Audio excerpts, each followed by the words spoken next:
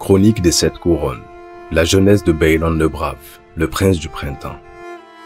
Lors de l'année 57 après la conquête, le vieux roi Jaehaerys et sa reine eurent un nouveau motif de se réjouir, quand les dieux leur accordèrent la bénédiction de nouveaux fils. Il fut nommé Balon, d'après l'un des seigneurs Targaryens, qui avait gouverné Pendragon avant la conquête.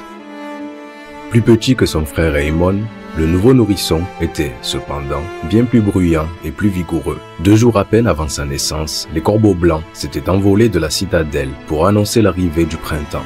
Aussi, Balon fut-il aussitôt nommé le prince du printemps.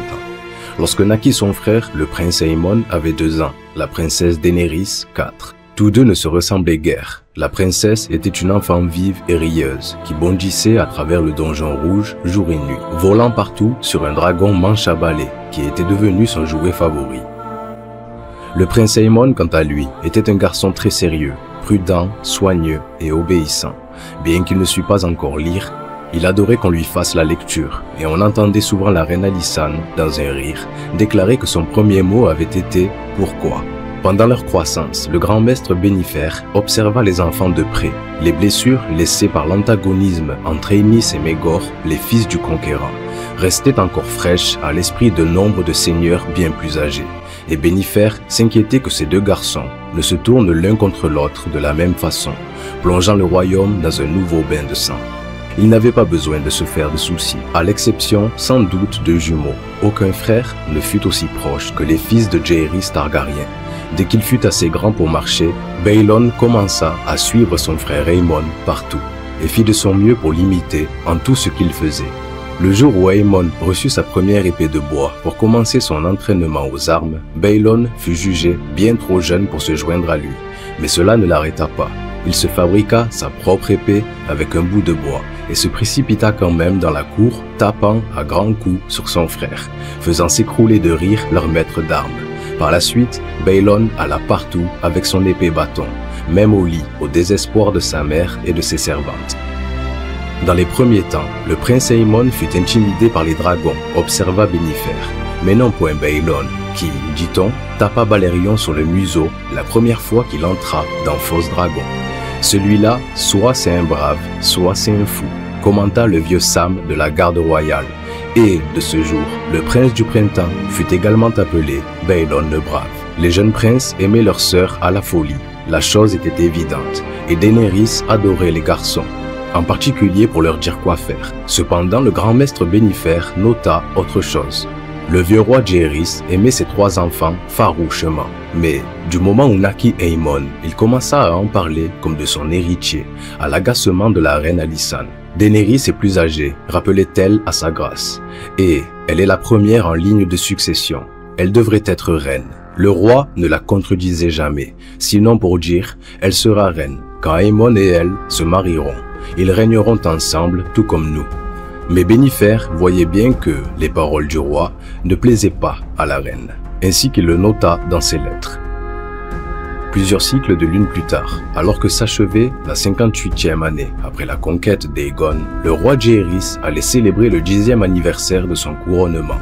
Au septuaire étoilé, le tout jeune homme que le grand Septon avait couronné ce jour-là avait depuis longtemps disparu. Sa place avait été prise par un homme de 24 ans qui, par chaque pouce de sa personne, était un roi véritable. Grand et séduisant, Jaehaerys se déplaçait avec une grâce naturelle, que ce soit dans la salle de bal ou dans la cour d'entraînement. Son sourire, a-t-on dit, pouvait réchauffer le cœur de bon nombre de femmes des 7 couronnes, et le froncement de ses sourcils changeait en glace le sang de bon nombre d'hommes. En sa sœur, il avait une reine encore plus aimée que lui. Les habitants et les seigneurs de toutes les 7 couronnes l'appelaient la bonne reine Alysanne. Les dieux les avaient tous 2 bénis de 3 vigoureux enfants, 2 jeunes princes splendides et une princesse magnifique et adorée de tout le royaume. L'heure de célébrer était enfin venue et ils le firent par un tournoi à Port-Réal pour l'anniversaire du couronnement du roi Jaehaerys. La princesse Daenerys et les princes Aemon et Balon partagèrent avec leur père et leur mère la loge royale et savourèrent les vivats de la foule. Bon nombre de seigneurs allaient se réunir, mais le grand Septon, quant à lui, allait bien trop mal pour venir. Mais il avait dépêché sa toute nouvelle septa, Rhaella, qui avait été Targaryen, toujours timide mais souriante. Il est dit que la reine Alysanne pleura de joie en la voyant, car, par le visage et l'apparence, elle était le vivant portrait de sa sœur Héra, bien plus grande. Ce fut un temps de chaudes embrassades, de sourires, de brindilles et de réconciliation. Mais l'hiver venait, et avec lui, une terrible maladie, les frissons. La vieille année s'acheva, une nouvelle commença, mais il y eut peu de festivités n'importe où à Westeros pour marquer l'arrivée de la 60e année depuis la conquête du dragon. Un an auparavant, on allumait de grands feux de joie sur les places publiques et hommes et femmes dansaient autour d'eux en buvant, riant, tandis que les cloches carillonnaient pour annoncer le nouvel an. Une année plus tard, les feux consumaient des cadavres, les cloches sonnaient la mort et les rues de Port-Réal étaient vides, surtout de nuit. Les ruelles étaient enfouies sous la neige et, des toits, pendaient des glaçons longs comme des pics. Au sommet de la colline d'Aegon, le roi Jaehaerys ordonna qu'on ferme et barricade les portes du donjon rouge et il doubla la garde sur les remparts. Avec sa reine et ses enfants survivants, il suivit le service du couchant au septuaire du château, regagna la citadelle de Mégor pour un modeste repas, puis se retira pour se coucher. Ce fut à l'heure du hibou que la reine Alysanne fut éveillée par sa fille qui lui secouait doucement le bras. « Maman, dit Daenerys, j'ai froid. » Il n'est point besoin de s'attarder sur tout ce qui suivit. Daenerys Targaryen était l'enfant chéri du royaume et l'on fit pour elle tout ce que l'on pouvait humainement faire. Il y eut des prières, des soupes chaudes et des bains bouillants, des couvertures, des fourrures et des pierres chauffées. La princesse avait 6 ans, bien au-delà de l'âge du sevrage, mais l'on fit venir une nourrice, car d'aucuns pensaient que le lait maternel pouvait guérir les frissons. Les maîtres s'en vinrent et s'en furent. Septon et Septa prièrent, le roi ordonna qu'on engage sur le champ 100 nouveaux chasseurs de rats, et il offrit un cerf d'argent pour chaque rat mort, gris ou noir. Daenerys réclama son chaton, et on le lui apporta, mais quand ses tremblements devinrent plus violents, il échappa à son emprise et lui griffa la main. Alors que l'aube approchait, Jaehaerys se releva d'un bond en criant qu'il fallait un dragon, que sa fille devait avoir un dragon, et des corbeaux s'envolèrent pour Père Dragon, avec instruction aux gardiens des dragons là-bas de faire immédiatement venir un jeune au donjon rouge. Rien de tout cela n'aura d'effet. Un jour et demi, après avoir réveillé sa mère en se plaignant d'avoir froid, la petite princesse, adorée de tout le royaume, était morte. La reine s'effondra dans les bras du roi, tremblant avec tant de violence que l'on craignait que la reine ait elle aussi contracté les frissons. Jaehaerys l'avait ramenée dans ses appartements et lui avait fait prendre du lait de pavot pour l'aider à s'endormir. Bien qu'aux limites de l'épuisement, il alla ensuite dans la cour et libéra Vermithor. Il s'envola vers Père Dragon pour leur dire qu'il n'y avait finalement plus besoin d'un jeune. À son retour à Port-Réal, une coupe de vin songe à la main, il fit venir Septon Bars. « Comment cela a-t-il pu arriver ?» demanda-t-il. « Quel péché a-t-elle commis? Quelle raison pourraient avoir les dieux de la prendre? Comment cela a-t-il pu arriver ?» Mais même Septon Bars le sage n'avait pas de réponse à donner au roi. Le roi et la reine ne furent pas les seuls parents à perdre un enfant par les frissons. Des milliers d'autres, de haute ou basse naissance, allaient connaître la même douleur cet hiver-là. Mais pour Jaehaerys et Alysanne, la mort de leur fille chérie dut paraître particulièrement cruelle, car elle frappait en plein cœur la doctrine de l'exceptionnalisme. La princesse Daenerys était Targaryen des deux côtés. Le sang de Valyria courait pur dans ses veines, et ceux qui avaient des ascendants valériens n'étaient pas comme les autres hommes.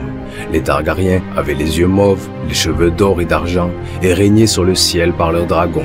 Les doctrines de la foi et les interdits contre l'inceste ne s'appliquaient pas à ces seigneurs dragons, et surtout, ils ne tombaient pas malades. Depuis qu'Aenar l'exilé avait fait valoir ses droits sur Père Dragon, la chose était connue. Les Targaryens ne mouraient pas de vérole. Ils n'étaient pas affectés par les pustules rouges, la noire jambe ou la maladie des tremblements, ni aucune des myriades d'épidémies et de contagions que les dieux, pour des raisons qui leur sont propres, jugeaient bon de lâcher sur les mortels. Il y avait du feu dans le sang du dragon, raisonnait-on. Un feu purificateur qui calcinait toutes ces maladies. Il était impensable qu'une princesse de sang pur meure en grelottant, comme si elle était une enfant du commun. C'est pourtant arrivé. Alors même qu'il la pleurait, elle et l'âme charmante qu'elle avait été, Jaehaerys et Alysanne durent aussi affronter cette révélation terrible. Peut-être les Targaryens n'étaient-ils que de simples hommes, pas si près des dieux qu'ils le croyaient. Quand les frissons arrivèrent enfin à bout de course, le conciliateur retourna à ses travaux. Sa première tâche fut pénible, remplacer les amis et les conseillers qu'il avait perdus. Et il était temps de se tourner vers de nouveaux horizons. Plusieurs cycles de lune plus tard, l'hiver prit fin, peu de temps après que la reine Alysanne donna le jour à un nouvel enfant, nommé Alyssa. Alyssa allait se révéler être une enfant vive et pleine de santé. Nourrisson, elle ressemblait tant à sa sœur Daenerys que, souvent, la reine pleurait en la contemplant, au souvenir de l'enfant qu'elle avait perdu. La ressemblance allait s'estomper au fur et à mesure que la princesse grandissait. Néanmoins, le visage long et maigre, Alyssa avait peu de la beauté de sa sœur. Ses cheveux étaient une crinière blonde sale, sans trace de l'argent qui évoque les anciens seigneurs dragons. Et elle était née avec des yeux verrons, un violet et l'autre d'un vert étonnant. Elle avait les oreilles trop grandes et un sourire de travers. Et, quand elle eut 6 ans, alors qu'elle jouait dans la cour, un coup d'épée de bois en pleine figure lui cassa le nez. Arrivée à cet âge-là, sa mère en était venue à comprendre qu'elle ne ressemblait pas à Daenerys, mais à Baelon. Tout comme Baelon avait autrefois suivi Aemon partout, Alyssa traîna derrière Baelon, comme un petit chien, se désolait le prince du printemps. Baelon avait 2 ans de moins qu'Aemon, Alyssa 4 de moins que lui. Et c'est une fille, ce qui aggravait encore les choses à ses yeux. Pourtant, la princesse n'allait jamais se conduire en fille. Elle portait des tenues de garçon quand elle le pouvait, éviter la compagnie des autres filles, préférant les chevaux, faire de l'escalade et se battre en duel avec des épées de bois, plutôt que la couture, la lecture et le chant. En l'an 62 après la conquête, les seigneurs des 7 couronnes se réjouirent quand le roi Jaehaerys conféra à son fils aîné le titre de prince de Père Dragon, faisant de lui l'héritier reconnu du trône de fer. Le prince Aemon avait 7 ans, un garçon aussi grand et beau qu'il était réservé. Il continuait à s'entraîner chaque matin dans la cour avec le prince Baelon. Les 2 frères étaient des amis très proches et de force égale. Aemon était plus grand et plus fort, Baelon plus rapide et plus féroce. Ils s'affrontaient avec une telle ardeur que, souvent, ils attiraient des foules de badauds, serviteurs et lavandières, chevaliers de maison, écuyers, maîtres et septons, tous se massaient dans la cour pour encourager un prince ou l'autre. Parmi ceux qui venaient observer, Jocelyn Baratheon, la fille magnifique aux cheveux noirs corbeaux de la défunte reine Alyssa, qui grandissait et embellissait à chaque jour qui s'écoulait. Au banquet qui suivit la désignation d'Aemon comme prince de Père Dragon, la reine plaça Lady Jocelyn à côté de lui, et l'on vit les 2 jeunes gens bavarder et rire ensemble toute la soirée, insoucieux de tous les autres qui les entouraient. La même année, les dieux bénirent à nouveau Jaehaerys et Alysanne d'un enfant, une fille qu'ils appelèrent Maegel. La fillette, douce et altruiste, de nature aimable et d'une grande intelligence, s'attacha bientôt à sa sœur Alyssa d'une façon très semblable à celle dont Baelon s'était lié au prince Aemon, quoique pas tout à fait avec le même bonheur. Ce fut à présent au tour d'Alyssa de s'irriter d'avoir le bébé accroché à ses jupes. Elle l'esquivait de son mieux et Baelon riait de sa fureur. Lors de l'année 68 après la conquête, peu après la naissance de la princesse Serra, le roi et la reine allaient annoncer les fiançailles du prince de Père Dragon avec Jocelyn Baratheon d'Accalmie. On avait envisagé, brièvement, après la mort tragique de la princesse Daenerys, de marier Aemon à la princesse Alyssa, l'aînée de ses sœurs restantes. Mais la reine Alysanne en avait fermement écarté l'idée. Elle le suit partout depuis qu'elle sait marcher. Ils sont aussi proches que toi et moi l'étions à leur âge. 2 ans plus tard, en 70, Aemon et Jocelyn furent unis par une cérémonie qui rivalisa en splendeur avec les épousailles d'or. À 16 ans, Jocelyn Baratheon était une intrépide beauté, l'une des plus belles du royaume, une jouvencelle aux longues jambes avec des cheveux épais et raides, noirs comme une aile de corbeau. À 15 ans, le prince Aemon en avait un de moins qu'elle, mais tous s'entendaient à juger qu'ils formaient un beau couple.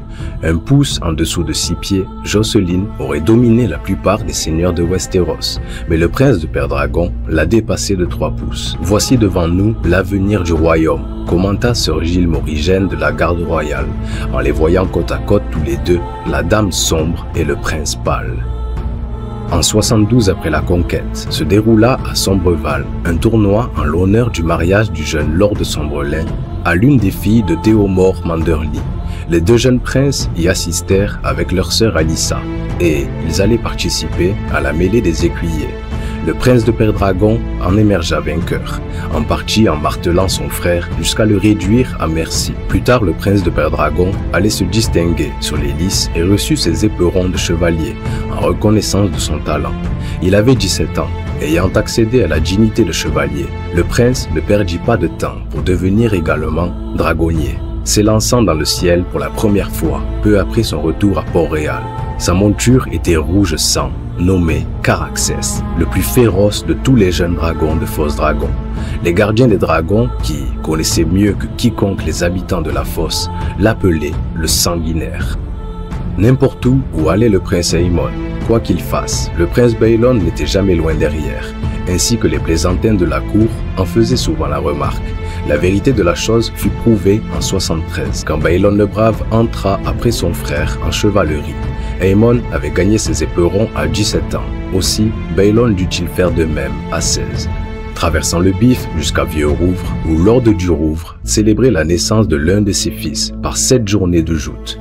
Équipé en chevalier mystère et se faisant appeler le Mât d'Argent, le jeune prince fit vider les étriers à Lord Rowan, à sœur Aline Sandreguet, aux 2 jeunes jumeaux Fossauvois, et même à l'héritier de Lord du Rouvre, sœur Denis, avant de tomber face à sœur Ricarde Redwine. Après l'avoir aidé à se relever, sœur Ricarde le démasqua, lui demanda de s'agenouiller et l'adouba chevalier sur le champ. Le prince Baelon ne s'attarda que le temps de prendre part au banquet.